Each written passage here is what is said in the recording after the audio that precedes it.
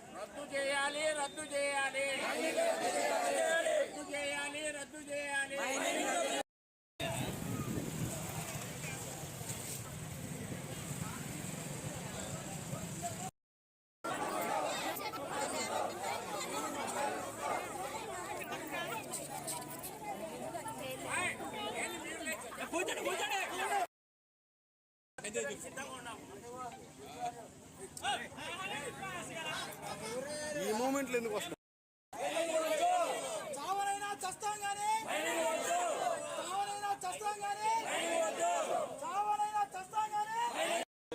భాస్కరాపురం అలాగే జంగారెడ్డిపల్లి గ్రామాలు చూస్తే ఎక్కువగా క్లోరిన్ వాటర్ ఎక్కువగా ఉంది. క్లోరిన్ వాటర్ కారణంగా ఎక్కువగా కిడ్నీ సమస్యతో బాధపడుతూ ఉన్నారు ఇప్పుడు ప్రస్తుతం. అదే ఈ మైనింగ్ వస్తే ఇంకా పొల్యూటెడ్ అయ్యి అసలు మనుషులు జీవించడానికి కూడా చాలా బాధగా ఉంటుంది. అదేవిధంగా ఈ మైనింగ్ నిలుపుదల చేసి మా ప్రాణాలను కాపాడవలసిందిగా ఎమ్మెల్యే గారిని కోరుతున్నాం. ఎందుకంటే ఎమ్మెల్యే గారే మమ్మల్ని ఇప్పుడు కాపాడాలి. ఎమ్మెల్యే గారు ఈ వరికుంటపాడు ప్రజలను ఉద్దేశించి ఈ మైనింగ్ నిలుపుదల చేసి మా ప్రాణాలను కాపాడవలసిందిగా కోరుతున్నాం. మాకు పక్కన కొండ కిందనే 50 కుటుంబాలు ఉన్నాయి. మాది ఎస్సీ కాలనీ. మాకు ఈ చుట్టుపక్కల పల్లెలు కూడా కొండ కిందనే బతుకుతున్నాయి. గొర్రెలు గేదెలు కానీ మేకలు కానీ జీవాలు కానీ మాకు కొండ నరసల మీద మాకు ఆస్కారం లేదు.